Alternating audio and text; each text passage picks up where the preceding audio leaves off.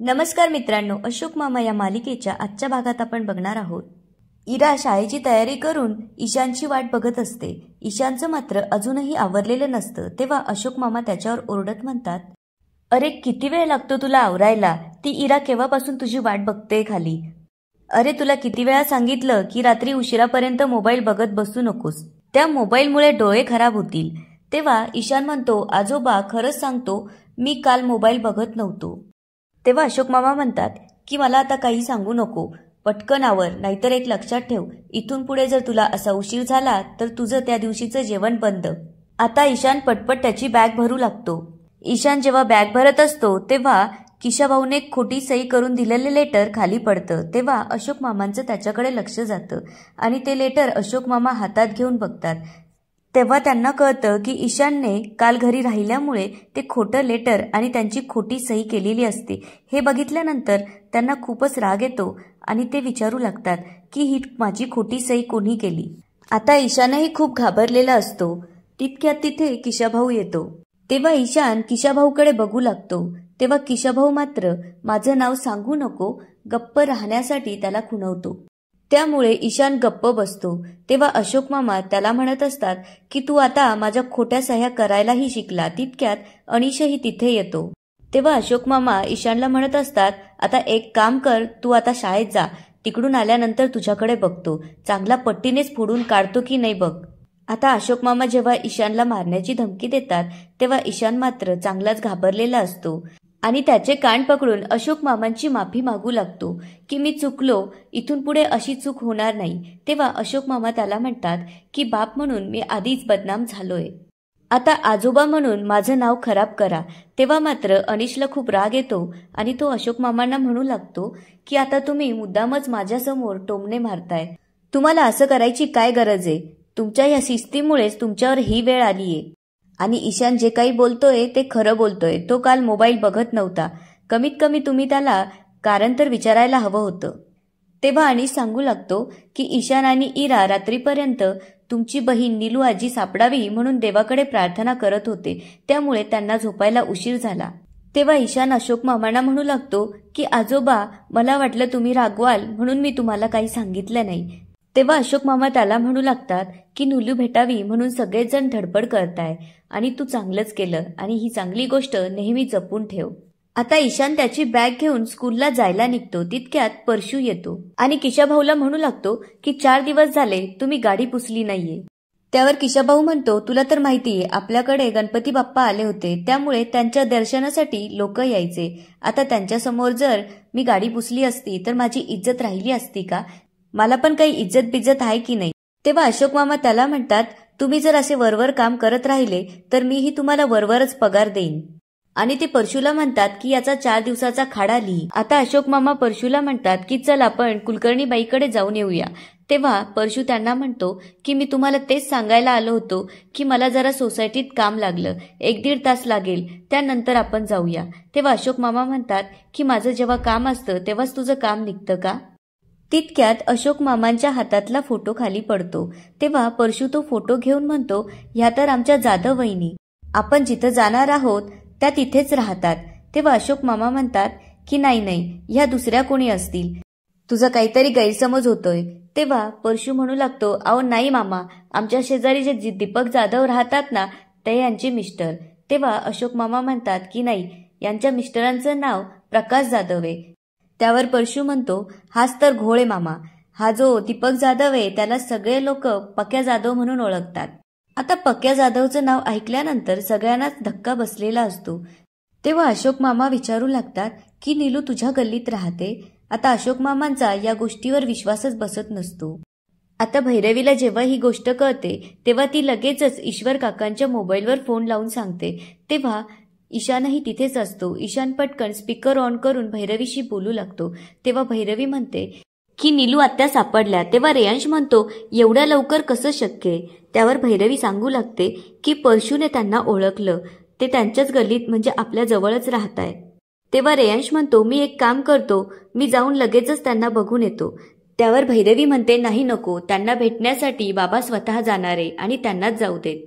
कारण ते त्यांच्या बहिणीला भेटण्यासाठी खूप एक्सायटेड आहेत. आता इकडे तयारी करून जेव्हा अशोक मामा नीलूला भेटण्यासाठी जायला निघतात तेव्हा भैरवीला आवाज देऊ लागतात. तेव्हा भैरवी बाहेर येते आणि म्हणते, बाबा हा घ्या शिरा त्यांच्यासाठी, आणि एक लक्षात ठेवा 99% तर त्या नीलू आत्याच असतील, पण जर त्या नसल्या तर प्लीज नाराज होऊ नका, आणि त्या जर असल्या तर रिकाम्या हाती जाऊ नका.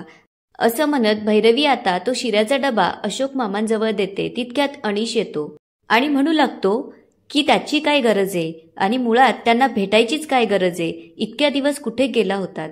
तेव्हा भैरवी त्याला म्हणते की अनिश प्लीज उगाच वाद नको. तेव्हा अशोक मामा अनिशला म्हणतात की ही वेणूची इच्छा होती. तेव्हा अनिश त्यांना म्हणतो की अशा किती आईच्या इच्छा. तेव्हा अशोक मामा मात्र काहीच बोलत नसतात. तेव्हा भैरवी त्याला पुन्हा शांत बसायला सांगते. तेव्हा अनिश तिला म्हणतो की भैरवी जरा प्रॅक्टिकली विचार कर. तेव्हा भैरवी त्याचं काहीही ऐकायला तयार नसते आणि आज जाऊन ती नीलू आत्यासाठी साडी घेऊन येते आणि हळदी कुंकू लावून अशोक मामांजवळ देत म्हणते की ही तुमच्या बहिणीसाठी म्हणजे नीलू आत्यासाठी साडी. ही साडी त्यांना द्या आणि त्या भेटल्यावरती लवकर त्यांना आपल्या घरी घेऊन या. तेव्हा अशोक मामा खूप खुश होतात आणि भैरवीला म्हणतात, मी नीलूला भेटल्यानंतर तिला सांगेल की माझी सून लाखात एक आहे आणि तिने तुझ्यासाठी ही साडी दिलीये आणि तिला लवकरच तुला भेटण्यासाठी घेऊन येईल.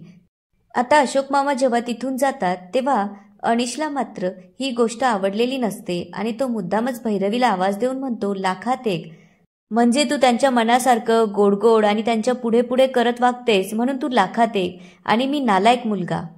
असं म्हणून अनिश तिथून निघून जातो. आता इकडे देसाई आणि तोरणे ऑफिसला जाण्यासाठी निघतात, त्यामुळे ते कॅबवाल्याला फोन करत असतात. तितक्यात अशोक मामा त्यांना येताना दिसतात. त्यांना पाहून देसाई विचारू लागतात, काय माझगावकर आज उशीर झाला का ऑफिसला? त्यावर अशोक मामा म्हणतात, नाही आज ऑफिसला दांडी. हे त्यावर तोरणे विचारू लागतात, का घरी सगळं व्यवस्थित आहे ना? त्यावर अशोक मामा म्हणतात, घरी सगळं व्यवस्थित आहे आणि आज तर विचारायलाच नको. तेव्हा देसाई विचारू लागतात की काय झालं माझगावकर, आज खूप खुश दिसताय. तेव्हा अशोक मामा सांगू लागतात की आज मी माझ्या बहिणीला भेटायला चाललोय. तेव्हा त्यांना जरा आश्चर्य वाटतं आणि ते विचारू लागतात की तुम्हाला बहीण पण आहे? त्यावर ते म्हणतात, हो. त्यावर देसाई म्हणू लागतात की इतक्या दिवस कधी दिसली नाही. तेव्हा अशोक मामा म्हणतात, इतक्या दिवस मीच तिला भेटलो नव्हतो.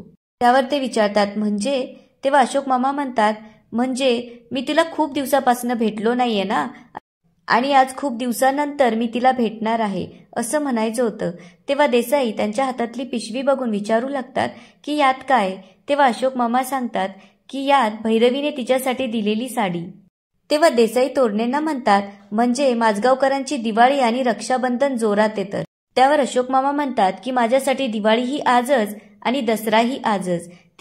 तेव्हा अशोक मामांना बहिणीला भेटण्यासाठी किती आनंद झालेला असतो हे त्यांना दिसत असतं. तितक्यात परशू अशोक मामांना घ्यायला येतो. आता परशू अशोक मामांना घेऊन त्या चाळीत येतो. तेव्हा तो म्हणू लागतो की मी ईश्वर काकांना म्हणलो होतो की मामासनी अशा ठिकाणी पाठवू नका. आता परशू गर्दीतून मामांना घेऊन येतो आणि समोर बोट दाखवत म्हणतो की त्या तिथे राहतात जाधव वहिनी आणि त्यांच्यावरती कुलकर्णी काकू. तेव्हा अशोक मामांना ती पत्र्याची खोली बघून धक्काच बसतो आणि ते म्हणतात, इथे राहते माझी नीलू, साधारण किती दिवसापासून राहते? तेव्हा परशू सांगू लागतो की साधारण त्या 8-10 वर्षापासून राहतात. आता परशू तिथेच थांबतो आणि अशोक मामा नीलूकडे यायला निघतात. ते जेव्हा नीलूचं घर शोधू लागतात तेव्हा एका दरवाजाच्या बाहेर त्यांना दीपक जाधव नावाची पाटी दिसते. आता अशोक मामा तिथे जाऊन दरवाजा वाजवू लागतात. तेव्हा नीलू येऊन दरवाजा उघडते आणि अशोक मामांकडे 2 मिनिटं बघू लागते. तेव्हा अशोक मामाही तिच्याकडे बघत असतात आणि तिला म्हणतात, नीलू मला ओळखलंस का?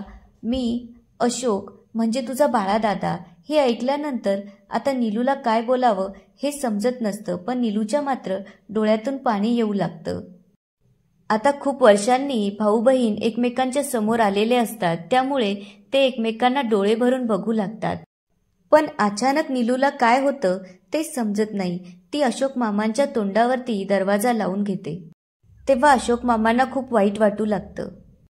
अशोक मामा नीलूच्या दरवाजाच्या बाहेर उभे राहतात. तेव्हा नीलू मात्र दरवाजा लावून आतमध्ये रडू लागते. तितक्यात परशू तिथे येतो आणि दरवाजा लावलेला बघून तो नीलूला आवाज देऊ लागतो, जाधव वहिनी, दरवाजा उघडा. तुम्ही असा मामांना बघून दरवाजा का लावला? अहो, एवढ्या दिवसांनी तुमचा भाऊ तुम्हाला भेटायला आलाय, असं म्हणून तो दरवाजा वाजवू लागतो. पण नीलू मात्र काही केल्या दरवाजा उघडेना. तेव्हा परशू म्हणतो, अहो, तुमचा सक्का भाऊ, एकाच आईच्या पोटातून आले तुम्ही, असं करू नका. तुमचे जे काही भांडणतंटे असतील ते सोडून द्या. परशू आता रडू लागतो आणि म्हणतो, अहो, माझं तर रक्तामासाचं नसून मला बापावानी माया लावली या माणसाने. आमच्यावर लई उपकार झालेत. शेवटी तो म्हणतो, या माणसा जर माझ्यासमोर अपमान होत असेल तर बघा, माझ्या इतकं वाईट नाही. आता तुम्ही दरवाजा उघडा, नाहीतर मी दरवाजा तोडून आत येईन. पण नीलू मात्र दरवाजा उघडायला तयार नसते. तेव्हा अशोक मामा म्हणतात की परशू जाऊ दे, तू जा, मी बघतो, असं म्हणून आता ते त्याला तिथून जायला सांगतात. तेव्हा परशू म्हणतो की मामा, ठीक आहे, मी जातो आणि तुम्हाला जर काही लागलं तर मला सांगा, मी इथंच आहे. असं म्हणून आता परशू तिथून निघून जातो. तेव्हा अशोक मामा थोडा वेळ नीलूच्या दरवाजाबाहेर उभे राहतात आणि त्यानंतर ते तिथून निघून जातात. आता मामा खाली येतात आणि एका टपरीजवळच्या खुर्चीवर बसून नीलूच्या घराकडे बघू लागतात. तेव्हा टपरीवरचा माणूस अशोक मामांना विचारू लागतो की तुम्हाला काही चहा पाणी घ्यायचं आहे का? त्यावर ते म्हणतात, नाही, नको, पण मी इथं बसू शकतो का? त्यावर तो म्हणतो, हा, बसाच की, आपली टपरी आहे. तेव्हा अशोक मामा नीलूची वाट बघत तिच्या घराकडे डोळे लावून बसलेले असतात. आता इकडे तो माणूस अनिशला म्हणत असतो की साहेब, यावेळी जरा मोठा डाव खेळा. त्यावर अनिश विचारतो, म्हणजे? तेव्हा तो म्हणतो, त्या दिवशी तुम्ही त्या बिल्डरला भेटलात ना, त्या बिल्डरला तुमच्यासारखे चिकणे चोपडे माणसं लागतात. तेव्हा अनिश विचारतो, कशासाठी? तेव्हा तो म्हणतो, तुम्ही एक काम करा, तुम्ही त्या बिल्डरसोबत बँकेत जा आणि मोठं लोन घ्या. त्यासाठी आपण तुमच्या नावाने एक कंपनी खोलू आणि त्या कंपनीचे मालक तुम्ही शोभताच. तुम्हाला पाहून कोणीही लोन देईल. माझ्यासारख्याचं तिथं काम नाही, नाहीतर मीच केलं असतं.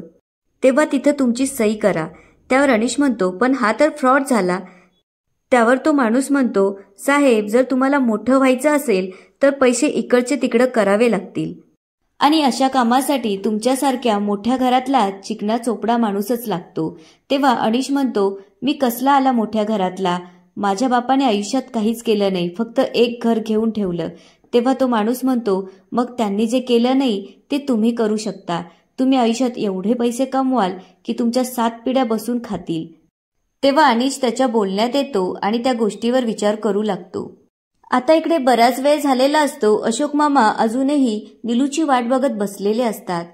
थोड्या वेळातच नीलू कपडे काढण्यासाठी बाहेर येते आणि तिचं लक्ष जेव्हा अशोक मामांकडे जातं त्यांना बघून ती पुन्हा आत निघून जाते. आता याच ठिकाणी आजचा एपिसोड संपतो. आता पुढे काय होणार ते बघूया उद्याच्या एपिसोडमध्ये. धन्यवाद.